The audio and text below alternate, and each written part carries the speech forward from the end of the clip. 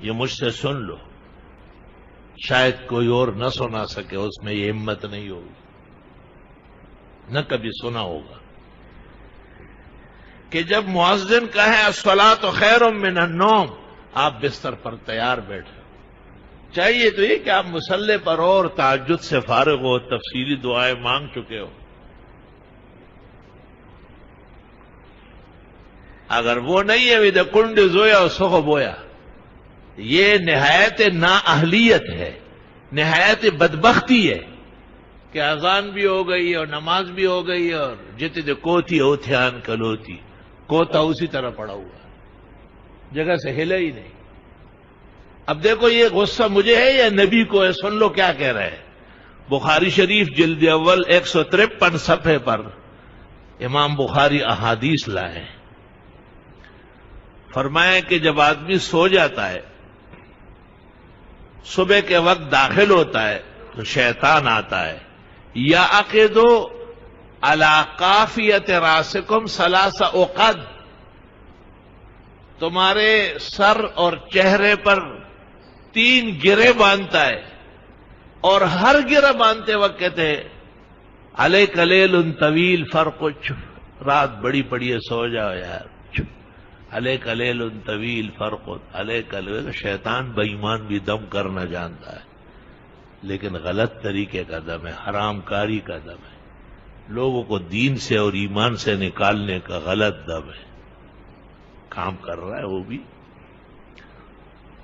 حدیث بخاری و مسلم میں ہے ان استيقظ، اگر یہ جاگ گیا، فانحلت عقدۃ، ایک گرہ کھل گیا، وتوضأ، وضو کرنے گیا، فانحلت عقدۃ، دوسرا گرہ کھل گیا، وذکر اللہ وصلی، فانحلت عقدۃ، نماز شروع کر دی، اللہ کے ذکر و تسبیح میں لگ گیا، تیسرا گرہ بھی کھل گیا، فاصبح نشیطا بسیطا، صبح اٹھے گا بیدار مغز، چاق و چوبند، خوشگوار، سبحان اللہ، صحت اور توانائی سے آراستہ، الحمدللہ۔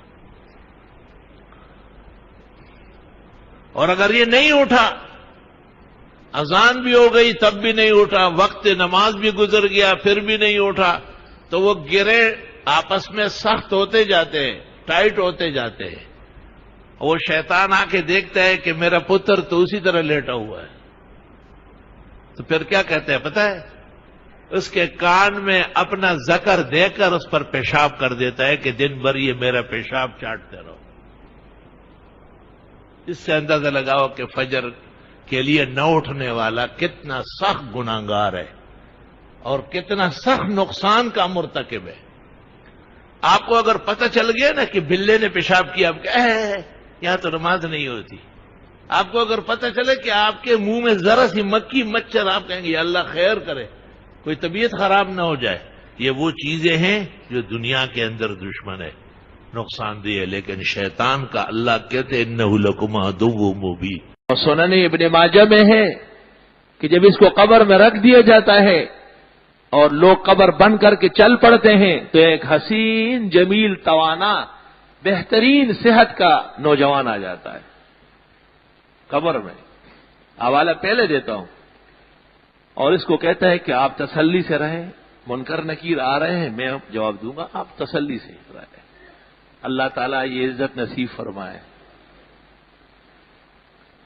بس یہ کہنا تھا کہ منکر نکیر داخل ہو گئے ڈنڈے سوٹے لے کے،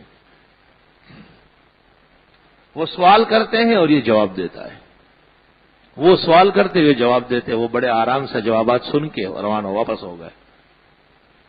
تو یہ شخص بھی واپس ہونے لگا، تو یہ مردہ جس میں روح آ جاتی ہے اس کو کہتا ہے یا عبداللہ من انت واللہ صالحتنی، آپ کون ہیں، بڑا احسان کیا۔